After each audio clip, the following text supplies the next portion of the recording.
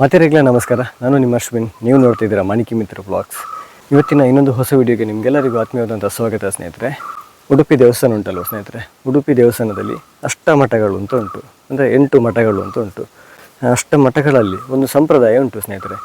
ಯಾರು ಕೂಡ ಸೀಮೋಲ್ಲಂಘನ ಮಾಡಬಾರ್ದು, ಸಮುದ್ರ ದಾಟಿ ಹೊರಗಿನ ದೇಶಕ್ಕೆ ಹೋಗಬಾರ್ದು ಅಂತ ಹೇಳಿದರೆ ಹೊರಗಿನ ದೇಶದಲ್ಲಿ ಮಠಗಳನ್ನು ಸ್ಥಾಪನೆ ಮಾಡಬಾರ್ದು ಅಂತ. ಸೊ ಅಷ್ಟಮಠಗಳು ಏನುಂಟು, ಎಷ್ಟೇ ಬ್ರ್ಯಾಂಚ್ ಅಂದರೆ ಮಠಗಳನ್ನು ಸ್ಥಾಪನೆ ಮಾಡುವುದಿದ್ದರೂ ಕೂಡ ನಮ್ಮ ಭಾರತ ದೇಶದ ಒಳಗಡೆನೇ ಮಠಗಳನ್ನು ಸ್ಥಾಪನೆ ಮಾಡಬೇಕು ಅನ್ನುವ ಒಂದು ಸಂಪ್ರದಾಯ ಇತ್ತು. ಆದರೆ ಪುತ್ತಿಗೆ ಮಠದವರು ಹೊರಗಿನ ದೇಶದಲ್ಲಿ ಅಂದರೆ ಆಸ್ಟ್ರೇಲಿಯಾ, ಅಮೇರಿಕಾ, ಕೆನಡಾ ಹೀಗೆ ಬೇರೆ ಬೇರೆ ದೇಶಗಳಲ್ಲಿ ಪುತ್ತಿಗೆ ಮಠವನ್ನು ಸ್ಥಾಪನೆ ಮಾಡಿದ್ದಾರೆ. ಇದು ತುಂಬ ಚರ್ಚೆಗೂ ಕೂಡ ಕಾರಣವಾಗಿತ್ತು. ಯಾಕೆ ಸೀಮೋಲ್ಲಂಘನ ಮಾಡಿದ್ದು, ಯಾಕೆ ಹೊರಗಿನ ದೇಶಗಳಲ್ಲಿ ಸ್ಥಾಪನೆ ಮಾಡಿದ್ದು ಅಂತ. ಪುತ್ತಿಗೆ ಮಠದವರು ಯಾಕೆ ಸೀಮೋಲ್ಲಂಘನ ಮಾಡಿದ್ದು ಅಂತ ಇವತ್ತಿನ ವಿಡಿಯೋದಲ್ಲಿ ನಾವು ಒಂದಷ್ಟು ಮಾಹಿತಿಗಳನ್ನು ಪಡ್ಕೊಳ್ಳುವ ಸ್ನೇಹಿತರೆ. ನಮಗೆ ಮಾಹಿತಿ ನೀಡಲಿಕ್ಕೆ ಕಿರಣ್ ಸರ್ ಅವರು ನಮ್ಮ ಜೊತೆಗಿದ್ದಾರೆ. ಅಮೇರಿಕಾದಲ್ಲಿರುವಂತಹ ಪುತ್ತಿಗೆ ಮಠದಲ್ಲಿ ಅವರು ಅರ್ಚಕರಾಗಿದ್ದಾರೆ. ಕಿರಣ್ ಸರ್ ಅವರ ಹತ್ರ ಒಂದಷ್ಟು ಮಾಹಿತಿಗಳನ್ನು ನಾವು ಪಡ್ಕೊಂಡು ಬರುವ ಸ್ನೇಹಿತರೆ, ಬನ್ನಿ. ಇನ್ನೊಂದು ಮಾಹಿತಿ ಬೇಕಿತ್ತು ಸರ್. ಅಂದರೆ ಈಗ ಉಡುಪಿಯಲ್ಲಿರುವಂಥ ಅಷ್ಟಮಠಗಳಲ್ಲಿ ಯಾರು ಕೂಡ ಸೀಮೋಲ್ಲಂಘನ ಮಾಡಬಾರ್ದು ಅಂತೊಂದು ಹೇಳ್ತಾ ಇದ್ದೀರಲ್ಲ, ಸೊ ಅದರ ಬಗ್ಗೆ ಒಂದು ಮಾಹಿತಿ ಸರ್. ಹೌದು, ಸಮುದ್ರೋಲ್ಲಂಘನ ಮಾಡಬಾರದು ಅನ್ನುವಂಥದ್ದು ಅದೊಂದು ಕಾಲದಲ್ಲಿ ವಿಮಾನಯಾನಗಳು ಇಲ್ಲದ ಇದ್ದಂತಹ ಸಂದರ್ಭದಲ್ಲಿ ಶಿಪ್ಪಲ್ಲಿ ಹೋಗಬೇಕಾಗಿತ್ತು. ಅಂತಹ ಸಂದರ್ಭದಲ್ಲಿ ರಾತ್ರಿ ಹಗಲುಗಳ ವ್ಯತ್ಯಾಸ ಮತ್ತು ಮಡಿ ಆಚಾರಗಳ ವ್ಯತ್ಯಾಸ, ಸ್ಥಾನ ಸಂಧ್ಯಾವಂದನೆಗಳನ್ನು ಸಮಯದ ಹೊತ್ತಿಗೆ ಮಾಡಲಿಕ್ಕೆ ಆಗದೇ ಇದ್ದಂತಹ ಕಷ್ಟ ಕಾಲದ ಒಂದು ಸಂದರ್ಭದಲ್ಲಿ ಆ ಸಂದರ್ಭದ ವಿದೇಶ ಯಾನವನ್ನು ಮಾಡಬಾರದು ಅಂತೇಳಿ ಹೇಳುವಂಥದ್ದು ಬಿಟ್ಟರೆ ಅದಕ್ಕೆ ಬೇರೆ ಯಾವ ಆಧಾರಗಳು ಇಲ್ಲ. ಸೊ ಇವಾಗ ಏನಾಗಿದೆ, ಒಂದು ವಿದೇಶಕ್ಕೆ ಹೋಗಬೇಕಾದ್ರೆ ಇಲ್ಲಿಂದ 8 ಗಂಟೆಯ ಕಾಲ ಲಂಡನಿಗೆ ಹೋಗುವಂಥದ್ದು, ಅಲ್ಲಿ ಇಳಿದು ಅಲ್ಲಿ ಸಂಧ್ಯಾವಂದನೆಗಳು ಮಾಡಿಕೊಂಡು ಅಲ್ಲಿಂದ ಮತ್ತೆ 7 ಗಂಟೆ ಪ್ರಯಾಣ ಅಮೇರಿಕಕ್ಕೆ. ಸೊ ವಿದೇಶಯಾನ ಅನ್ನುವಂಥದ್ದು ವಿಮಾನ ಬಂದ ಮೇಲೆ ಅಂತಹ ಕಷ್ಟಗಳು ಯಾವತ್ತೂ ಇಲ್ಲ. ಸೊ ಹಾಗೆ ಅಂತೇಳಿ ನಿಮಗೆ 17 ಗಂಟೆಯಲ್ಲಿ ಬೆಳಿಗ್ಗೆ ಕೂತ್ಕೊಂಡ್ರೆ ನಿಮಗೆ ಸಾಯಂಕಾಲದ ರಾತ್ರಿ ಹೊತ್ತು ನಿಮಗೆ ಅಮೇರಿಕಕ್ಕೆ ಮುಟ್ಲಿಕ್ಕಾಗತ್ತೆ. ಅದರಿಂದ ವಿಮಾನಯಾನ ಆದ ಮೇಲೆ ಇಲ್ಲಿ ವಿದೇಶಯಾನಕ್ಕೆ ಅರ್ಥ ಇಲ್ಲ ಅಂತೇಳಿ ನಮ್ಮ ಅಭಿಪ್ರಾಯ. ಇನ್ನು ಆ ಸಂದರ್ಭದಲ್ಲಿ ಅವರು ವಿದೇಶಯಾನ ಮಾಡಬೇಕಾದ್ರೆ ಅದಕ್ಕೆ ಕಾರಣವೂ ಇತ್ತು. ಯಾಕಂದರೆ ಧರ್ಮ ಪ್ರಚಾರವೇ ಮುಖ್ಯ ಉದ್ದೇಶ. ಸಹಜವಾಗಿ ಬೆಂಕಿ ಹುಟ್ಕೊಂಡಿದೆ ಆವಾಗ. ಯಾಕಂದರೆ ಯಾವತ್ತೂ ಹಾಗೆ ಒಂದು ಯಾಗಾದಿಗಳನ್ನು ಮಾಡಬೇಕಾದ್ರೆ ನಾವು ಅರಣ್ಯಮಥನ ಅಂತೇಳಿ ಮಾಡ್ತೇವೆ. ಮರಗಳನ್ನು ಉಜ್ಜಿದಾಗ ಒಂದು ಬೆಂಕಿ ಹುಟ್ಟುತ್ತೆ. ಆ ಒಂದು ಕಿಡಿ ಬೆಂಕಿ ಅದು ದೊಡ್ಡ ಯಾಗಕ್ಕೆ ಬೇಕಾದಂತಹ ಒಂದು ಯಜ್ಞಕ್ಕೆ ಬೇಕಾದಂತಹ ಅಗ್ನಿ ಹೇಗೆ ಸೃಷ್ಟಿಯಾಗುತ್ತೋ ಹಾಗೆ ಒಂದು ವಿಷಯಗಳನ್ನು ಮಥನ ಮಾಡಿದಾಗ ಅದರಲ್ಲಿ ಅಗ್ನಿ ಹುಟ್ಟಿದ್ದು ಏನೋ ನಿಜ. ಆ ಸಮುದ್ರಯಾನ ಅನ್ನತಕ್ಕಂತಹ ಸಂದರ್ಭದಲ್ಲಿ ವಾದ ವಿವಾದಗಳು ನಡೆದಾಗ ಬೆಂಕಿ ಹೊತ್ತಿಕೊಂಡದ್ದೇನೋ ನಿಜ. ಆದರೆ ದೀಪವಾಗಿ ಬೆಳೆದದ್ದು ಅದು ವಿದೇಶಗಳಲ್ಲಿ. ಅಲ್ಲಿರತಕ್ಕಂತಹ ಜಿಜ್ಞಾಸುಗಳಿಗೆ ಧರ್ಮದ ಬಗ್ಗೆ ಆಸಕ್ತಿ ಇದ್ದವರಿಗೆ ದಾರಿ ಕಾಣದೇ ಇದ್ದಾಗ ದಾರಿ ದೀಪವಾಗಿ ನಿಂತವರು ಪುತ್ತಿಗೆ ಶ್ರೀಗಳು.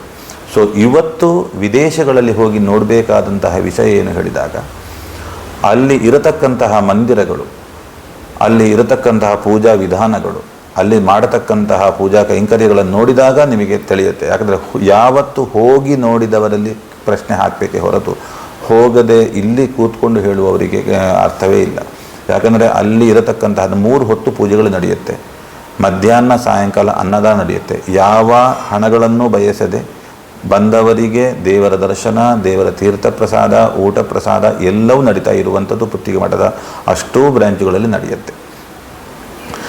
ಸೊ ಹಾಗಾದರೆ ಅದರಲ್ಲಿ ನಾವು ಹೋಗದೇ ಇದ್ದ ಪುತ್ತಿಗೆ ಶ್ರೀಗಳು ಇಂತಹ ಒಂದು ದೀಕ್ಷೆಯನ್ನು ಪಡೆದೇ ಇದ್ದ ಪಕ್ಷದಲ್ಲಿ ಅಲ್ಲಿರತಕ್ಕಂತಹ ಎಷ್ಟೋ ಜನ ನಮ್ಮ ವಿಶೇಷವಾಗಿ ಇಂತಹ ಮಾಧ್ವರಿಗೂ ಅಷ್ಟೇ ಈ ಶ್ರಾದ್ದ ಕರ್ಮಾದಿಗಳಿಗೆ ಮಾಡಲಿಕ್ಕೆ ಬಹಳ ಕಷ್ಟ ಆಗ್ತಾಯಿತ್ತು. ಅದು ಬಿಟ್ಟರೆ ಬೇರೆ ನಮ್ಮ ವಿಶೇಷವಾಗಿ ನಮ್ಮ ಕರಾವಳಿ ಜನತೆಗೆ ಮತ್ತು ಕನ್ನಡದವರಿಗೆ ಎಲ್ಲರಿಗೂ ಅಷ್ಟೇ ಈ ಗೃಹ ಪ್ರವೇಶಾದಿಗಳು ಮಾಡಲಿಕ್ಕೆ ಬಹಳ ಕಡಿಮೆ ವೈದಿಕರಿದ್ದದ್ದು. ಅಂತಹ ಸಂದರ್ಭದಲ್ಲಿ ಅವರೇ ಮಾಡಿಕೊಂಡು ಅವರೇ ಅಂತಹ ಪೂಜೆಗಳನ್ನು ಮಾಡಿಕೊಂಡು ಗೃಹ ಪ್ರವೇಶಾದಿಗಳು ಮಾಡಿಕೊಂಡು ಹೋದದ್ದು ಉಂಟು. ಸೊ ಯಾವತ್ತು ಪುತ್ತಿಗೆ ಶ್ರೀಗಳು ಇಂತಹ ಒಂದು ನಿರ್ಧಾರವನ್ನು ತಗೊಂಡ್ರು, ಅನೇಕ ಮಂದಿರಗಳನ್ನು ಸ್ಥಾಪನೆ ಮಾಡಿದರು. ಅಲ್ಲಿ ಹೋಗಿ ವೈದಿಕರನ್ನಿಟ್ಟಾಗ ಅನೇಕ ಧರ್ಮಾಭಿಮಾನಿಗಳಿಗೆ ಎಷ್ಟು ಉಪಕಾರ ಆಯಿತು ಹೇಳಿದಾಗ ಅದು ಅಲ್ಲಿ ಹೋಗಿ ನೋಡಿದಾಗ ತಿಳ್ಕೊಳ್ಳಿಕ್ಕಾಗತ್ತೆ. ಅದು ಬಿಟ್ಟರೆ ಇವತ್ತು ಎಲ್ಲ ಚೆನ್ನಾಗಿ ನಡೀತಾ ಇದೆ. ಎಲ್ಲ ಸುಮಾರು 11 ದೇವಸ್ಥಾನಗಳು ಅಮೇರಿಕಾದಲ್ಲಿದೆ. ಮತ್ತು ಕೆನಡಾದಲ್ಲಿ ಒಂದು ದೇವಸ್ಥಾನ ಇದೆ, ಲಂಡನಲ್ಲಿದೆ, ಆಸ್ಟ್ರೇಲಿಯಾದಲ್ಲಿ 2 ದೇವಸ್ಥಾನಾದಿಗಳಿದೆ. ಎಲ್ಲವೂ ತುಂಬ ಚೆನ್ನಾಗಿ ನಡೀತಾ ಇದೆ. ಅದು ವಿಶೇಷವಾಗಿ ನಮ್ಮದು ಮೊದಲನೆಯ ಬ್ರ್ಯಾಂಚು ವೆಂಕಟಕೃಷ್ಣ ಕ್ಷೇತ್ರ, ನಾನಿರುವಂಥದ್ದು. ಸೊ ಎಲ್ಲಿಯ ತನಕ ಹೇಳಿದಾಗ ನಾವು ಇರುವಂಥದ್ದು ವೆಂಕಟಕೃಷ್ಣ ಕ್ಷೇತ್ರ. ಸೊ ಇರುವಂಥ ದೊಡ್ಡ ಜಾಗನೇ, ಆದರೆ ನಮಗೆ ವೀಕೆಂಡು ಅಂತೇಳಿ ಬಂದಾಗ, ಶನಿವಾರ ಬಂದಾಗ ಮಧ್ಯಾಹ್ನ ಒಂದು 300-400 ಜನ, ಸಾಯಂಕಾಲ ಒಂದು 700-800 ಜನ, 1000 ಜನಕ್ಕಿಂತ ಹೆಚ್ಚಾಗಿ ನಾವು ಅಲ್ಲಿ ಅಡುಗೆ ಮಾಡಬೇಕಾಗತ್ತೆ. ಸೊ ಆದ್ದರಿಂದ ನಮಗೆ ಪಾರ್ಕಿಂಗ್ ಪ್ರಾಬ್ಲಮ್ಸು, ಪ್ರತಿ ಒಂದು ವೀಕೆಂಡ್ ಬಂದಾಗಲೂ ನಮಗೆ ಟೆನ್ಷನ್ ಆಗುತ್ತೆ. ಎಲ್ಲಿ ನೇಬರ್ಸ್ ಪ್ರಾಬ್ಲಮ್ ಮಾಡ್ತಾರೋ, ಕಂಪ್ಲೇಂಟ್ ಮಾಡ್ತಾರೋ ಅಂತೇಳಿ ಕಂಪ್ಲೇಂಟ್ ಆಗ್ತಾ ಇರುತ್ತೆ. ಸೊ ಆದ್ದರಿಂದ ನಾವು ಗುರುಗಳಲ್ಲಿ, ಪುತ್ತಿಗೆ ಶ್ರೀಗಳಲ್ಲಿ ಹೇಳಿದಾಗ, ಸೊ ಬೇರೆ ಜಾಗ ನೋಡೋಣ, ಬೇರೆ ಮಾಡೋಣ ಅಂತೇಳಿ ಅವರು ನಮಗೆ ಅಪ್ಪಣೆಯನ್ನು ಕೊಟ್ಟರು. ಸೊ ಆ ಬಳಿಕ ನಾವು ಒಂದು 4.5 ಎಕರೆ ಜಾಗವನ್ನು ಇವಾಗ ನಾವು ತಗೊಂಡಿದ್ದೇವೆ. ಈಗ ಇನ್ನೊಂದು 2-2.5 ವರ್ಷಗಳಲ್ಲಿ ಶಿಲಾಮಯ ದೇವಸ್ಥಾನ ಮಾಡಬೇಕು ಅನ್ನತಕ್ಕಂಥದ್ದು ನಮ್ಮ ಒಂದು ಕನಸು. ಸೊ ಶಿಲಾಮಯ ದೇವಸ್ಥಾನ ನಮ್ಮ ವಿಶೇಷವಾಗಿ ಒಂದು ಕರ್ನಾಟಕ ಸ್ಟೈಲಲ್ಲಿ, ಸೌತ್ ಕೇಂದ್ರದ ಸ್ಟೈಲಲ್ಲಿ ಶಿಲಾಮಯವಾಗಿ ದೇವಸ್ಥಾನ ಮಾಡ್ತಾ ಇದ್ದೇವೆ. ಅದಕ್ಕೆ ಬೇಕಾದಂತಹ ನಕ್ಷೆಗಳು ಎಲ್ಲವೂ ರೆಡಿಯಾಗಿ ಇವಾಗ ಸಿಟಿ ಅಲ್ಲಿ ಆ ಗೌರ್ಮೆಂಟ್ ಪರ್ಮಿಷನಿಗೋಸ್ಕರ ನಾವು ಹಾಕಿದ್ದೇವೆ.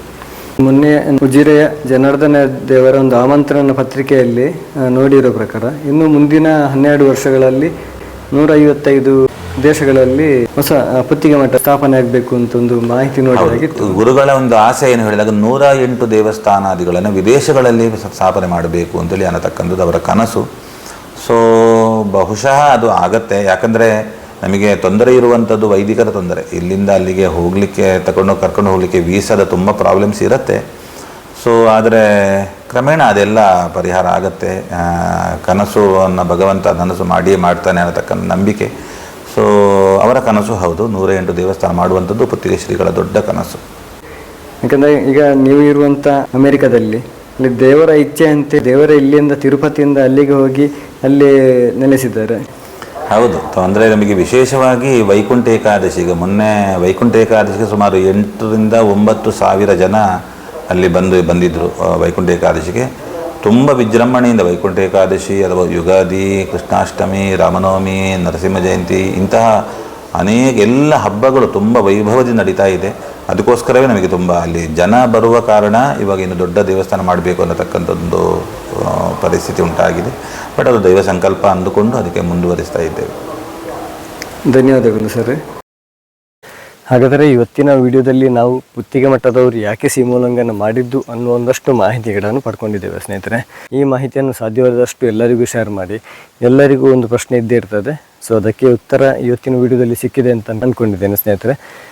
ಸಾಧ್ಯವಾದಷ್ಟು ಎಲ್ಲರಿಗೂ ಶೇರ್ ಮಾಡಿ. ಹಾಗೆಯೇ ನಿಮ್ಮ ಅನಿಸಿಕೆಗಳನ್ನು ಕೂಡ ಕಮೆಂಟ್ ಮೂಲಕ ಮುಕ್ತವಾಗಿ ತಿಳಿಸಿ ಸ್ನೇಹಿತರೆ. ಲೈಕ್ ಮಾಡಿ, ಸಬ್ಸ್ಕ್ರೈಬ್ ಮಾಡಿ. ಮುಂದಿನ ಇನ್ನೊಂದು ಹೊಸ ವಿಷಯದ ಜೊತೆ ಮತ್ತೆ ಭೇಟಿಯಾಗೋಣ. ಧನ್ಯವಾದಗಳು.